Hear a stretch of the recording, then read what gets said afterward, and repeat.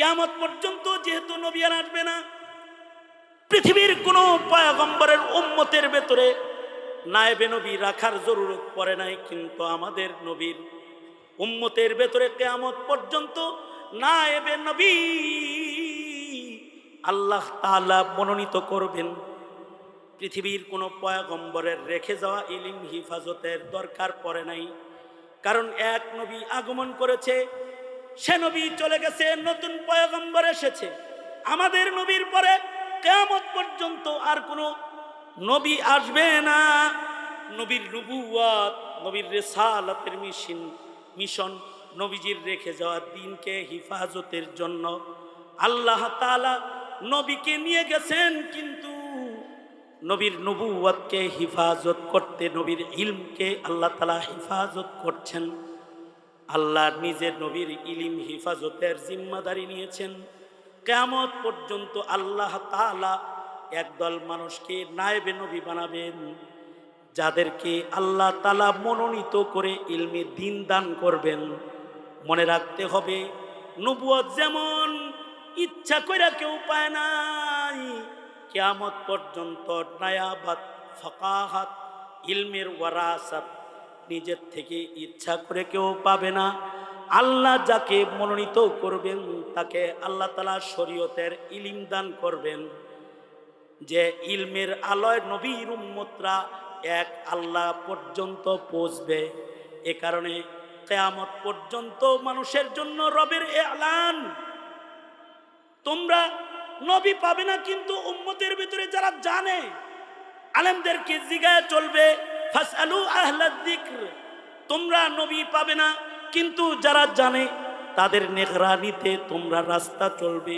ওয়াকুলির রহমান ফাসআল বিহি খাবীরা, তোমরা আর নবী পাবে না, কিন্তু নবীর নায়েব উলামায়ে কেরাম, যাদের কাছে হালাল আর হারামের জ্ঞান আছে, যাদের কাছে জান্নাতের রাস্তা দোজখের রাস্তার ম্যাপ আছে, যাদের কাছে জান্নাতের নিয়ামত আর দোজখের আযাবের খবর যাদের কাছে আছে, মিজান পুল সিরাত হাসর নাসরের খবর নবীরা যেমন দিত, আলেমরা যারা দিবে, এদেরকে কিন্তু তোমরা খাটো মনে করো না।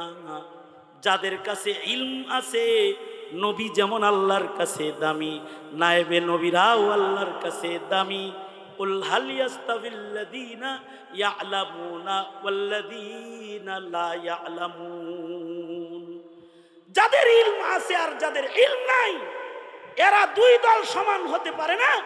কারণ ইলমের মাধ্যমে জাতির হালাল আর হারামের রাস্তা আলেমরাই কিয়ামত পর্যন্ত দেখাবে।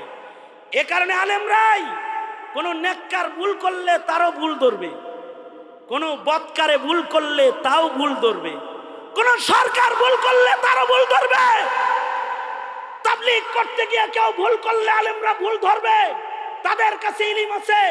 খানকা করতে গিয়ে কেউ যদি ভুল করে, কোরআন হাদিস না পড়ে খানকি না চায় খানকা করতে চায়, আলেমরা প্রতিবাদ করবে। কেউ যদি রাজনীতি করতে গিয়ে 17 কোটি মুসলমানের মাটিতে ইহুদি এজেন্ডা, নাসারা এজেন্ডা আর বহুত্ববাদের এজেন্ডা বাস্তবায়ন করতে চায়, সেই সরকারকেও আলেমরাই বৃদ্ধাঙ্গুলি দেখাবে। কারণ নবী আর আসবে না, আলেমরাই কথা বলবে। এ জাতির শ্রেষ্ঠ সন্তান তালেবানে ইলমে নবুওয়াত, ইলমে দ্বীন হাসিল করা দুনিয়ার কোনো ভোগ বিলাসিতার জন্য নয়। ইলমে দ্বীন হাসিল করার মাকসাদ হবে জাতির ভুল সংশোধন করা।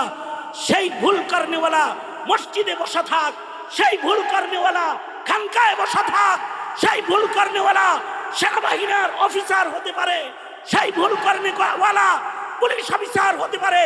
সেই ভুল করনেওয়ালা, এই ভুল যে করতেছে, সে দেশের প্রধান উপদেষ্টাও যদি হয়, অথবা দেশের প্রধান বিচারপতিও যদি হয়, অথবা দেশের প্রধানমন্ত্রীও যদি হয়, আমাদের নায়েবে নবীরা প্রধান বিচারপতিকেও ছাড় দেয় নাই, প্রধানমন্ত্রীকেও ছাড় দেয় নাই, প্রেসিডেন্টকেও ছাড় দেয় নাই।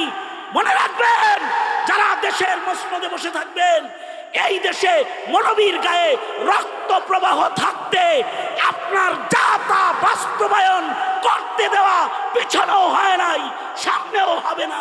রক্ত থাকতে যা তা বাস্তবায়ন শাহজালালের মাটিতে হবে না, হতে দেওয়া হবে না। এহে তালেবান ইলমে নবুওয়াত আকাবির আসলাফদের পদাঙ্ক অনুসরণ করে যে কোনো সময় এই 17 কোটি মুসলমানের মাটিতে যে কোনো পদক্ষেপ নিতে মর্দে মুজাহিদ ও নায়েবে নবীর যোগ্য ভূমিকায় অবতীর্ণ হতে তোমরা নবীর কাফেলা, তোমরা দিনের পাহারাদারেরা প্রস্তুত থাকবে তো সব সময় ইনশাআল্লাহ।